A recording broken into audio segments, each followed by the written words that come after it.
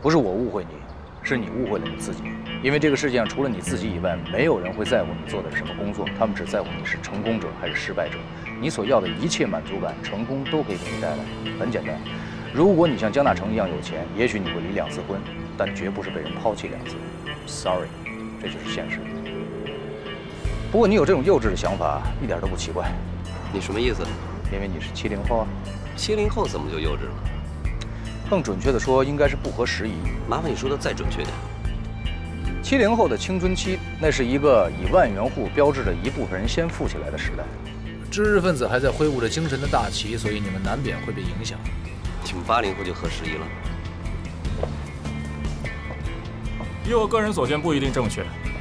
我们青春期的时候，万元户已经不再是户了。昨天怀着士大夫之气的那些知识分子，已经纷纷下海。无知暴富之辈层出不穷，所以，我们思考物质的时间要比思考精神的时间更长，陷入到无限的纠结之中。所以呢，我更羡慕的是90后，他们青春期到来的时候呢，那帮富商已经把脚脖子上泥给洗干净了。他们明白什么才是真正的成功。所以我觉得90后比你们70后更有冲劲儿，比我们80后更信念坚定。无需质疑，这个国家未来的脊梁必然是年轻人。所以呢，你我都生未逢时，要么就早点看透，要么就继续这么不合时宜下去。你知道我为什么要跟你一起办公司吗？就是希望有一天别人问我在哪儿工作的时候，我可以告诉他，在我自己的公司里。无论我做什么公司，都比那些打工的更有成就感。当然，如果能挣点钱就更好了。我也想当成功人士。那么你就这点理想？我以前拿数学奥数的理想是成为化疗工，还好我反应比较快，没有坚持。上学的时候单纯，工作以后才知道，远大的理想是买车，伟大的理想是买房。哇，这点说的实在是太好了。我跟你说这么多呢，只是想让你更多了解我，不是为了说服你。要是广告公司做不下去呢，咱们可以做情感策划公司，就是这意思。选择权都在你，咱们都是专家。听完你认真的分析之后，你觉得我还有的选吗 ？I love you, man。相信我，凭你我的才华横溢，再加上一个才华横溢的柳林，你说咱们这个才华横溢得有多横溢吧？我现在最担心的就是这个团队。我一个开公司开到发不出工资、交不上房租的老板，你一个广告公司完不成业绩被开掉的总监，还有屋里那个心比天高、没有任何成功作品的设计师兼过气名模，再加上我那个大学刚毕业、人生理想就是吃的吃货小姨子，这样一个团队，作为失败的典范来看，还真是太成功了。这么没信心啊？我现在没有别的，就只有信心，信心又不用花钱买。恭喜你想通了。一个不成熟男人的标志是愿意为某种事业英勇的死去，一个成熟男人的标志是愿意为某种事业卑贱的活着。哇，这么高深的话你也能说得出来啊？这不是我说的，是赛林格。赛什么林什么格什么？麦田里的守望者。丁先生，有空多读读书。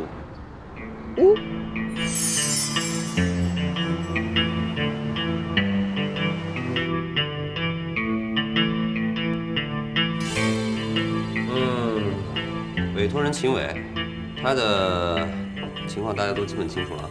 长得还行，扎在人堆里边勉强能找得出来。贸易公司部门经理，业务能力不错，收入也不错。刚刚买了车，正一步一步的迈向小康。他希望约会的女孩子比他小4岁，外企文员。从外表形象上来看，这2个人还是挺般配的。调查的资料都在这儿了，了解到了他的工作经历、过往的情感经历、个人喜好、爱好什么的。总体来看，属于一个比较平常的女孩子，一般的家庭出身，还算不错的教育背景，身材、气质、样貌都算好。之前有过2次恋爱经验，最近的一次结束在10个月之前，原因很简单，男朋友偷腥。哎呀，这女孩长得还可以，你说男朋友偷什么腥呢？那么这次约会委托的行动方案大家也都清楚了？清楚了。哎呦，从昨儿到今天，你已经说了3次了。4遍。今天中午吃午饭上水煮牛肉这道菜的时候，他又说了1遍。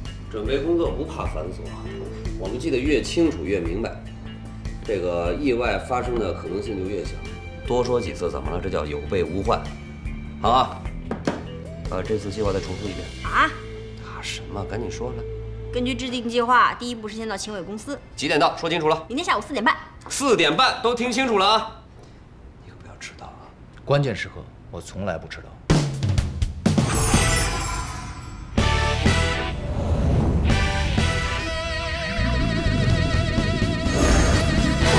都几点了？你人呢？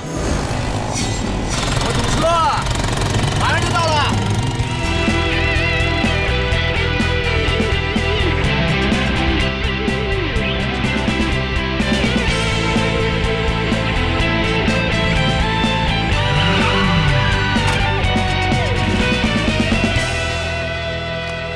你说5点半才下班呢，我没迟到。柳林和航航呢？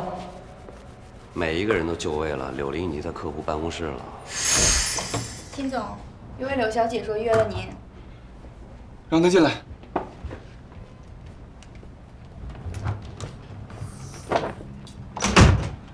柳小姐你好，时间差不多了，咱们得抓紧，把衣服脱了吧。客户喜欢什么口味啊？抹茶呢？另外和柳林一样，不喜欢特制牛奶，喜欢加奶油。专业点啊！真羡慕能有我这专业的搭档。柳小姐，咱们必须是今天吗？我好像还没有做好思想准备啊。但是你还没有遇到我之前，秦先生放轻松，准备是我们的事情，你按照安排做就行。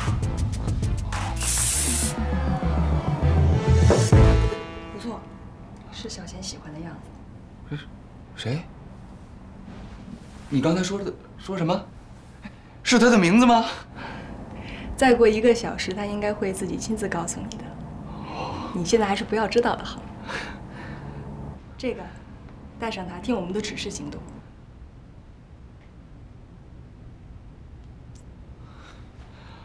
柳小姐，我还是有点紧张。我本来以为咱们应该是下个星期才开始呢，没想到你们动作那么快。咱们能不能把这时间往后顺延几天？不行，如果你要顺延的话，钱也是一样收的哦。不是钱的问题。别紧张，出门的时候抹一点这个。啊，秦先生，放轻松，我们已经替你安排好了一切，你只要静静的享受爱情即将到来的滋味就可以了。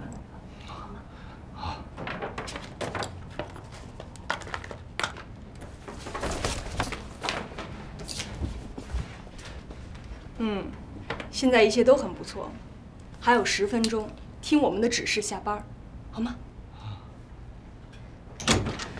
那支唇膏就算我私人送给你的了。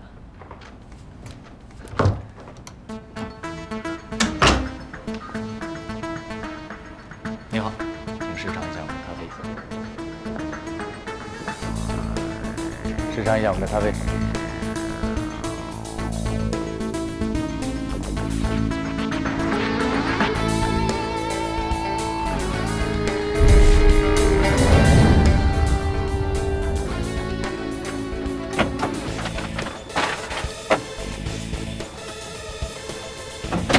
去就去。丁宇，你那个台子上少放些杯子，来往往那么多人呢，等会目标人物出现没有咖啡怎么办？朋友，做戏咱得做得自然。所有人来了我都不给，就给他一人。换了你敢喝吗？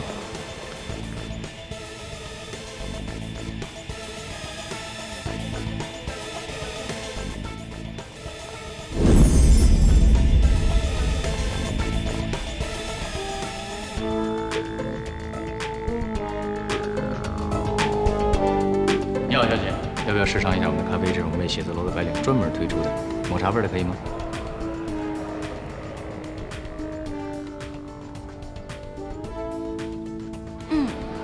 谢谢啊。别客气。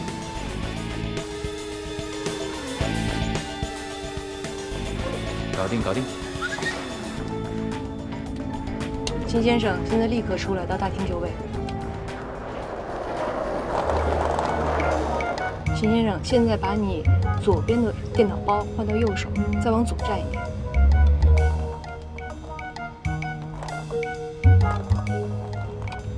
让好好准备。好，准备。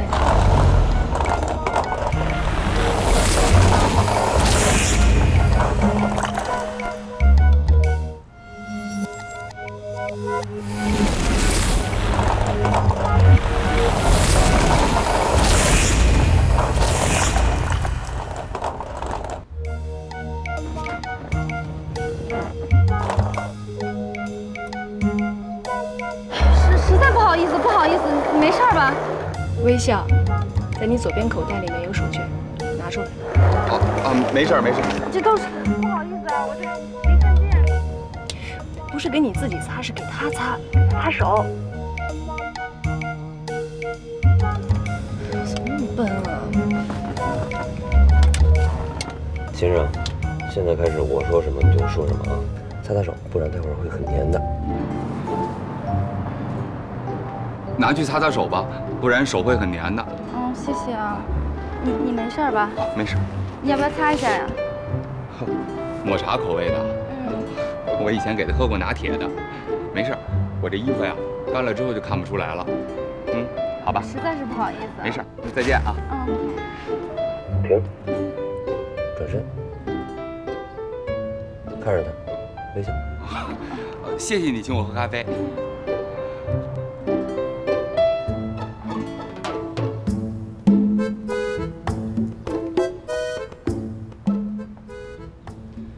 别嫌他笨，这好男人都笨。就你聪明。丁宇，跟紧。够紧了，够紧了，再紧我就贴上。好，先生，现在到转角等我。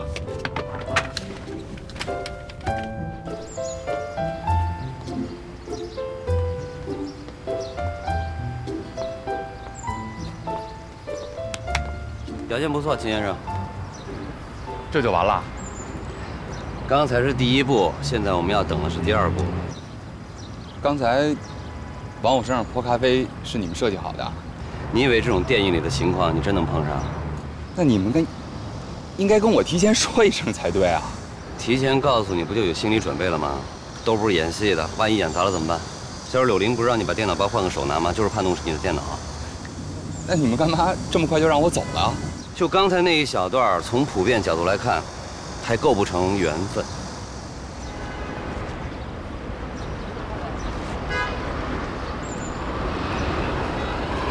他过马路了啊，应该是去那家咖啡厅了。OK， 通常他下了班会去2个地方喝东西，今天已经确定会去转角那家咖啡厅。我现在你过去，你记住，进去以后找71号桌坐下，打开电脑，播放柳林考给你那组音乐，剩下事交给我们来做。OK， 走。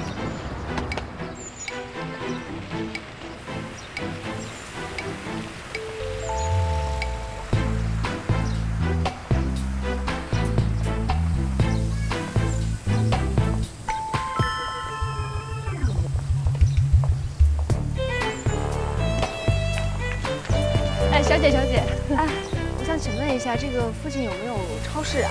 超市，这个就是超市。我是想找那种就大一点的超市。大点的超市后面就是。啊？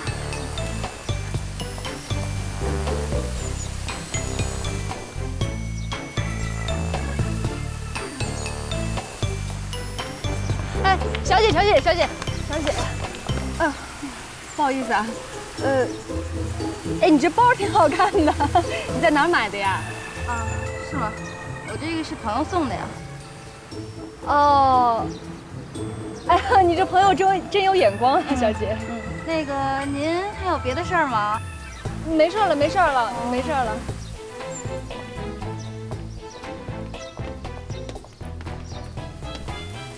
哎，你还笑，丢死人了我。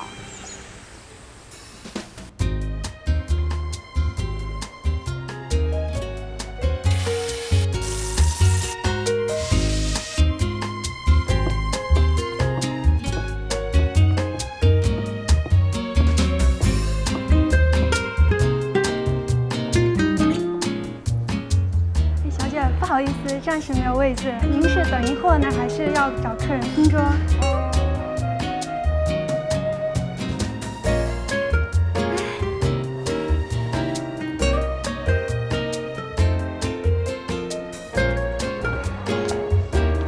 这么巧啊？一个人来的？你也是一个人啊？你要不介意？那你要不介意的话，我们一起做吧。好啊。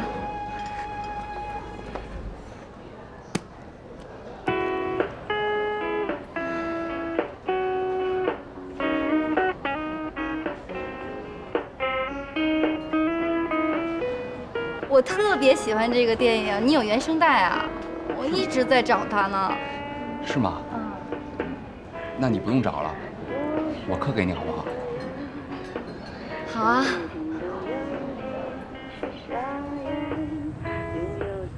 你的包里有光盘，现在就刻给他。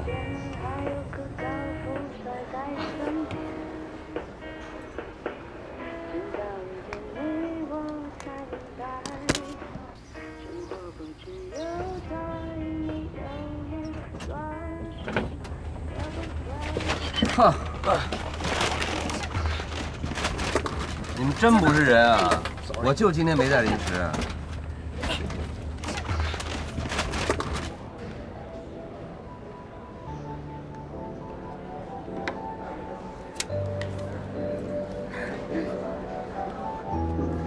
谢谢啊。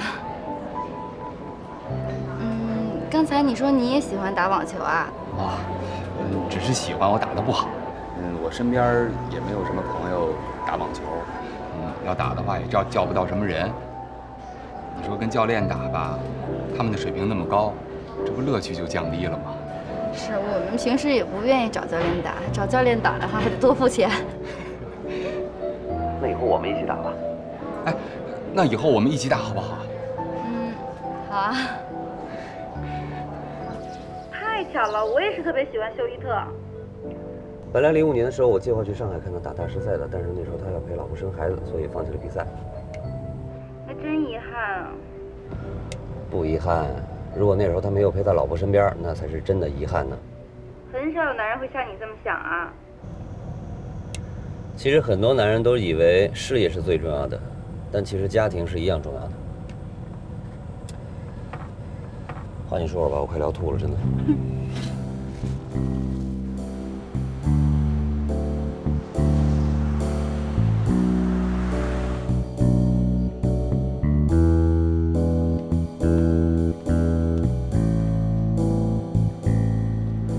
大卫芬奇的电影里啊，我还是最喜欢那个搏击会。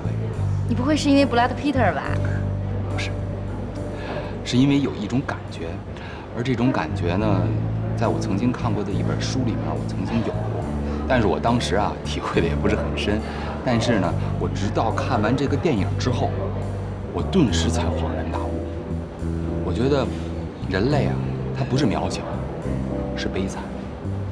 而这个悲惨在于它是受制于人类自己本身。渺小，我觉得那是一种最错误的见解。儒者的困惑，这可是梁漱溟说过的话啊！你也知道梁漱溟啊？我大学的时候选修的是哲学。其实哲学也没有什么用。你就像我现在，在外企工作，还不是跟哲学一点关系都没有。其实哲学呢，本身就是让我们多了解一些我们自己身处的世界而已。虽然你说的我基本听不懂，但我不得不承认，你说的很酷。谢谢吕丹。差不多行了，让他们准备结束吧。OK。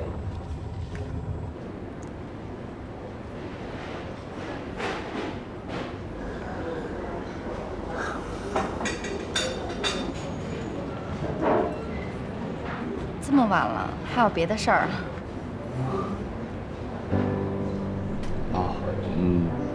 我明天还有工作，晚上回去还要整理文件。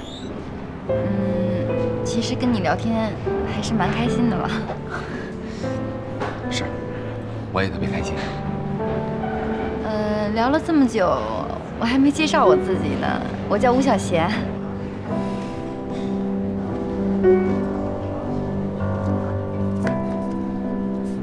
秦伟。我们是邻居啊，你在我楼下，真巧。周末如果要没有什么事情的话，我们一起去打网球好不好？好啊。哎，服务员。哎，今天还是我来吧，我都把你衣服给弄脏了。那就更得我来了。你都请过我喝咖啡了吗？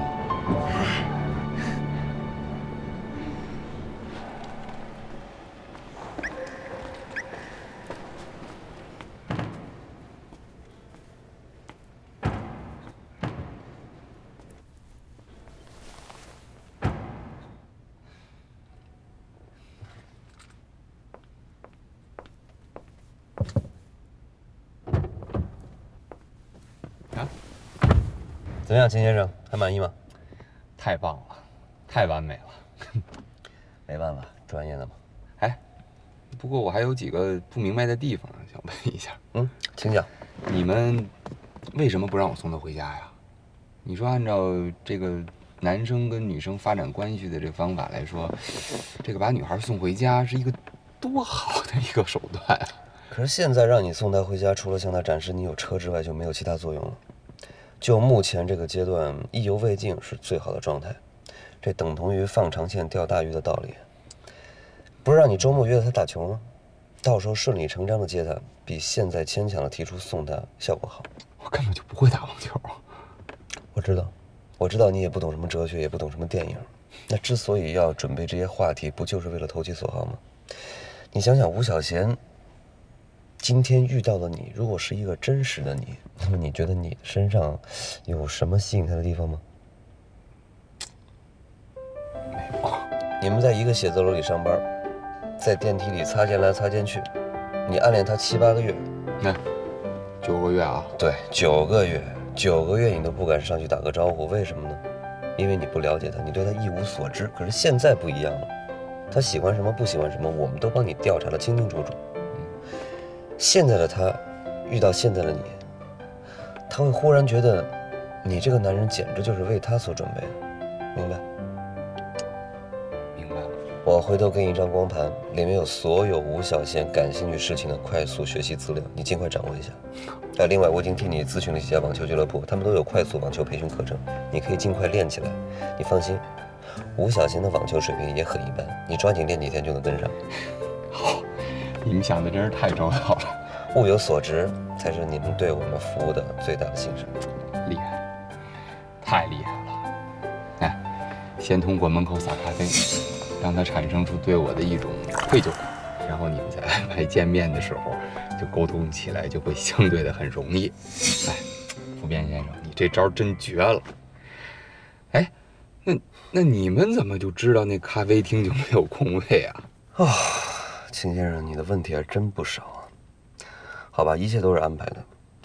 你的位置是事先定的，咖啡厅里一大半的客人都是我们请去的，当然这包括在你的费用里面，也算是你请的。好，做感情的生意，去帮助有各种需要约会的人去实现各种形式的约会，你们这招想的真的太绝了。如果您很满意且没有其他问题的话，麻烦把余款800结一下，我们还等着吃饭呢。不好意思，忘了。哎呀，哎。那我以后还有什么需要的话，我还能再找你们吧？没问题啊，你已经算是我们的 VIP 了，终身8折。那我是不是应该再买几次约会啊？好啊，我们现在是营业阶段，1次约会单价才1200，3次8折2880，6次约会原价7200，VIP 价格5000整。嚯，不便宜啊！爱无价吗？谢谢。哎，我得谢谢你们。我呢，一直相信爱情，是你们才让我真正的体验到了。慢走啊！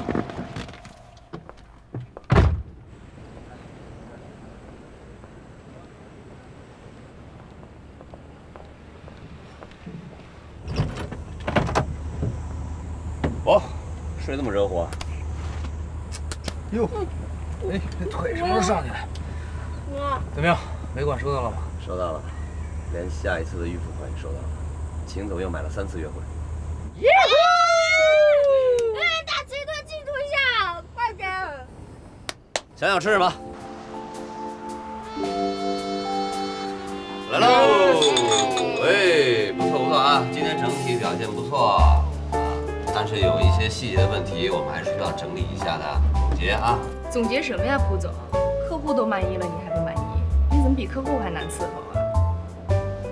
不断的总结才能不断的提升自己啊，是不是？那你今天就做得很好，你给秦总选的衣服非常好，既符合吴小贤的品味，又不失秦总的身份。可是你有没有考虑到这套衣服的成本？我们现在推广阶段，那我们是包客户一套衣服的，可是那样的一套衣服，那件是高仿的，200块不到。这么便宜啊？哇，不会吧？我从来没有看到过仿的这么便宜的。那是在你遇到我之前，现在也是不得已的办法。哎，你给我也搞2件呗。别打岔，真200不到。那跟我们一人来一份得了，我要黑的。哎，我要白。哎，你啊，你资料收集的非常全面，非常好。但是我拜托以后你把什么休伊特啊、什么梁什么的那种哲学性的问题啊，事先准备好。我们在现场上网是有风险的，你知道吗？如果出现网络故障，你我大家全都搁里边了。大哥，你别站着说话不腰疼行不行？那些资料很难查的，而且现在网络很稳定，实在不行还有手机呢。你别那么老土行不行？不要紧是，我需要的就是万无一失，万无一失。OK。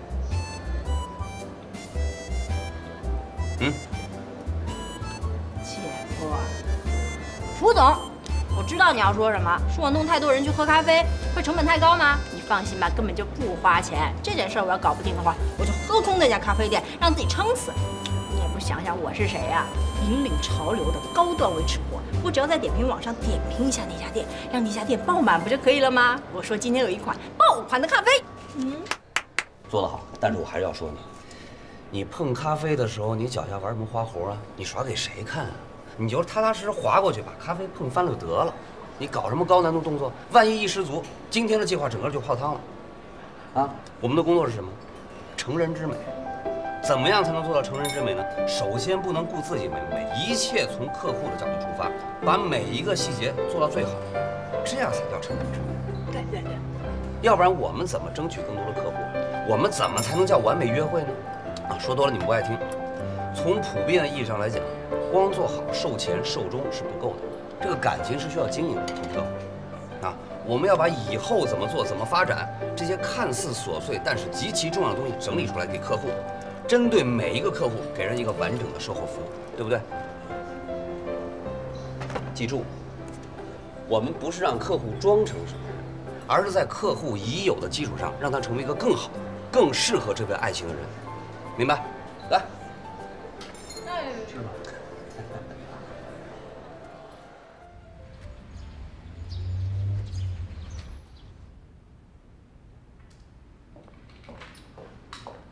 辛苦了啊！哎，小哥哥，来份礼物。啊，这帮黄世人又催租子，咱们得找个便宜的地方，把成本控制下来。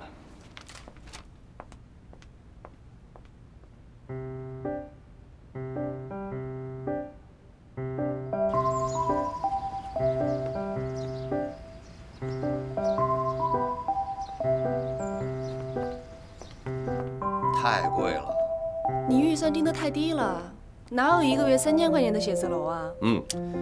从普遍的角度来看，我觉得这个办公室毕竟不是家，它没必要那么好。再说我们现在创业阶段，应该从简。别着急，我觉得这个世界上肯定有物美价廉的东西在等着我们，只是不知道什么能碰见。哎，给你来一杯脱脂奶不加奶油的摩卡。记得够清楚的啊。哎，我这人就是记性好。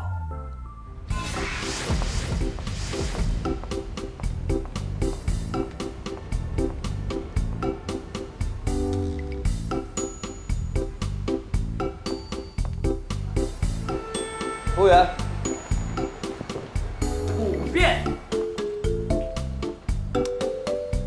韩伟，哎，韩伟，对，这是我以前的同事韩伟啊，给你介绍刘玲，现在我们俩一个公司。你好，美女。哦，对了，3年没见了吗？可不有3年了吗？一点没变。哟，不错啊，副总。哎，我记得我走的时候，你好像还没有升总监吧？没有。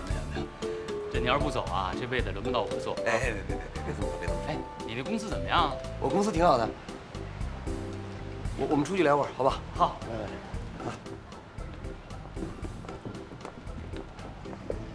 情感策划，好笑吗？要是别人这么做，我肯定以为他脑子进水了。但是你要这么做，就说明他一定有市场。哎，兄弟，你知道吗？在所有人的印象当中啊，你是华为公司里杀手级的总监。可是我就奇了怪了，这么多年你这公司怎么没动静呢？原来你一直憋这么个大招。没，我就是今天尝试一下。低调，跟我玩低调。现在成功人士都玩低调。我哪里成功了我啊？您还不成功呢？你看你带着妞的素质，这气质，这素质。这还不成功？哎，兄弟，你老婆呢？离了。那你就不能叫成功啊，你应该叫精英吧？哎呀，我就不行了，我老婆给我生儿子，我现在被这个家呀那是套牢了。多好啊！我跟你说，这就是能体会到什么叫幸福。我还羡慕你呢。哟，你羡慕我，你怎么离婚啊？行了行了，不说这个，你那办公室在哪儿？这不是在找地方吗？想换个办公室。这办公室不够用了是吧？这发展的，兄弟，你说我除了仰视你，我还能说什么呢？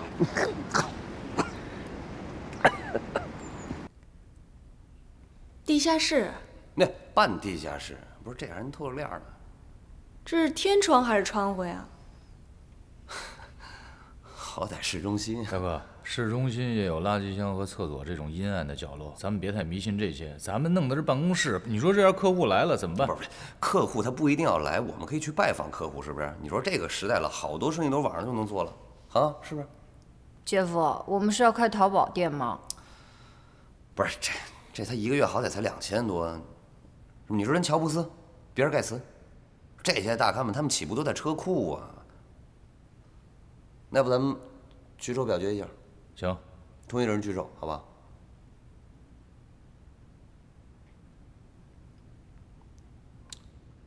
不是，我来的时候看了一眼，那中介牌子上还有便宜的房源。哎，我也看见了。是吗？那咱们去看看去，好不好？啊！等我电话。快跑！我也先上去了，这儿空气太差了。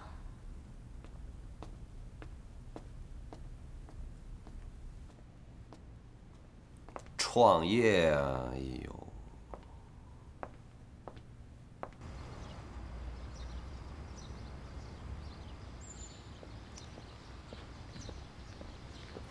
那刘总，我是很尊重公司员工意见的。你们要觉得不好，那咱们就换。那至少价格咱们能承受吧？是不是？那4000、5000以内行不行？哎，我也想换个好的环境，对不对？我不奢望有多好，但至少是个店儿吧。是，没错，你说的没错，听你们的，好吧？这地儿就挺好的。这地儿是好啊，大独栋。这普遍行情来看，这儿1个月租金得赶上咱们1年的预算了。不过你放心，早晚有一天，咱们一定会拥有像这样的办公场所。蒲总，蒲总，蒲总，朝鲜，叫我朝鲜就好。哎，真是巧啊！您这儿办事儿？不是，我们公司准备换个地方，我说我过来看看房子，你也过来看房子？不，我就是闲着没事啊，过来走走。这儿的开发商啊，是我一好朋友。我觉得这园区非常的棒，所以让我那朋友啊，无论如何帮我留几栋。其实我公司也用不了那么多啊。对了，这边这栋啊还闲着呢，不过中介跟我说，好多人想租呢。你的？啊？蒲总，您要是有兴趣，我带你去看看。来，走。来，蒲总，来，看看这儿怎么样？啊，这楼上楼下都是我的，怎么样？很有兴趣吧？陈总，你这儿租金多少钱啊？多少钱咱也租不起。你说这个地段还行。我听这中介说呀，这个按照行情报价，年付含物业，1年才80万。要是蒲总有兴趣啊，没，你可别开玩笑，我哪来有兴趣？你别说你8万我都得咬碎牙。蒲总要是有兴趣，免费。你说什么？我说的，蒲总，您已经听清楚了。嗨，4536平米大开间，5楼，商住两用，而且还能注册公司。商住两用还能注册公司。哎，对了，水电呢都是民用价。水电都是民用价，实惠啊！太实惠了，从这儿走到那儿，5分钟的时间。哦，5分钟就能走到那边。一袋薯片的路程。一袋薯，你等会儿，你让他说。押1付3。押。独栋。这儿哪来的独栋啊？哦，那个独栋啊，我知道，那1年怎么说也得100来万呢。得嘞。你姐夫叫咱们先过去，哥们儿对不住了啊！回头咱们再打电话啊！哎，房东还说送沙发呢。哎，介绍一下我们公司的股东，资深媒体策划人丁宇。啊，久仰。你好。那我就先说说我的情况。好。这个生命诚可贵，爱情价更高。若为自由故，我是有自由的人，所以我看重的是爱情。尤其是那种一见钟情的怦然心动。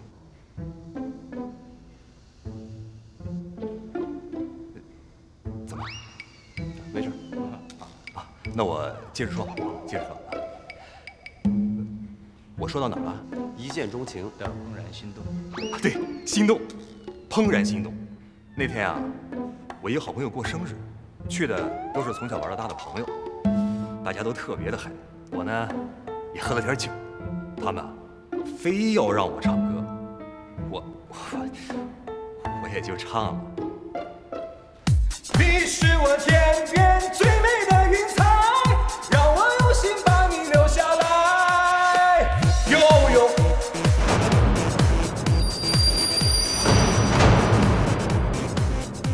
然后他韩谈谈就出现了。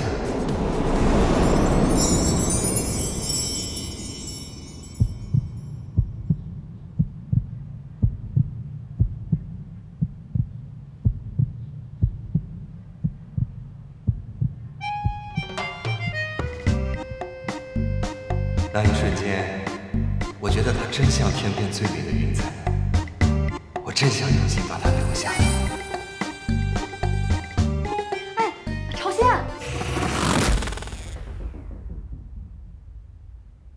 哎，朝鲜，陈总，来。哦。我给你们俩介绍一下，韩谈谈，我高中同学，哎，刚从欧洲回来。新锐派美女画家，人在国外可得过大奖。陈朝鲜，陈总，你好。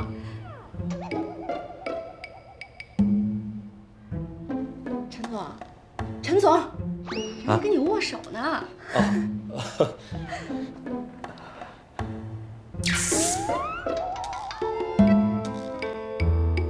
谈谈，你过来。怎么了，陈总？哎，发什么呆呀？喝多了吧？没喝多少。我同学漂亮吧？哎，你也过来，喝酒来了啊！哎，我来了，喝酒不等我是吧？我来了，我来了。这么长时间没见了，干一个，干一个，那你干了啊？那还倒出来了。你们就没有点儿，陈总，你们就没有点别的接触？没多久他就走了，我这本来也没太放在心上，可这从第二天开始，我每天都想起他的样子还有他的声音，挥之不去啊。我这才觉得我是喜欢上他了。打断一下，你跟他没有过多的接触，就光凭声音就能够记住他？他唱歌了呀。我很少听外国歌，有段时间几乎我每天都听。他唱的真好听，当时我觉得那是世界上最好听的声音。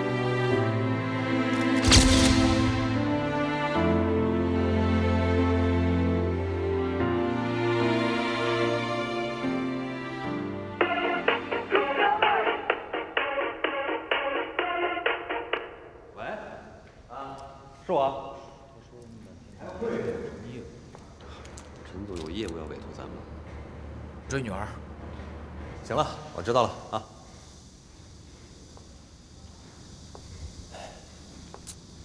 我真是挺喜欢他的，我也知道他现在是单身，也能通过朋友去找他，可我就是不知道我该怎么和他。哎，这事儿我找过蒲总的，可是您把我给轰出来了。上次我就说了，只要蒲总您愿意开个价，可是您连价都不开，就把我给轰走了。哎，他这个人脑子有点……你不要跟他谈，真羡慕你能找到我们。您的心理价位是多少？这儿，3年，房租物业全免。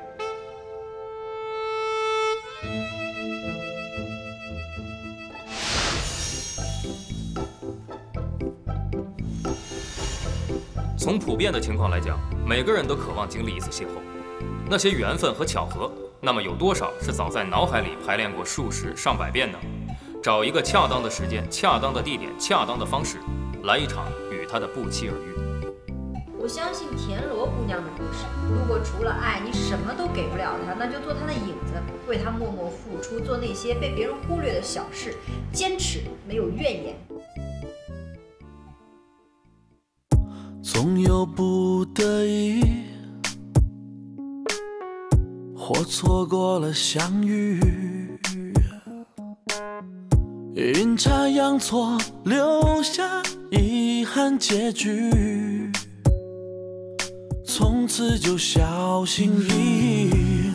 有没有什么捷径，让感情路不再扑朔迷离？告别那纠结和失落的情绪，不恋爱情里谁伤谁的心，谁又能真的说清？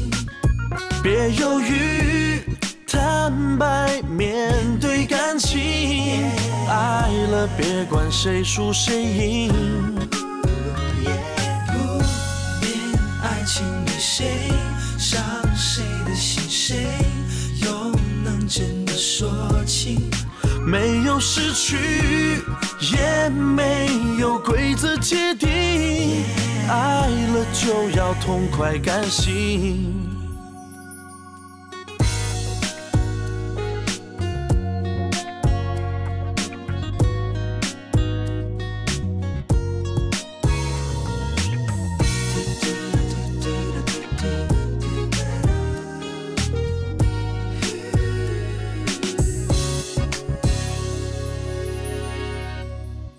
直到遇见你，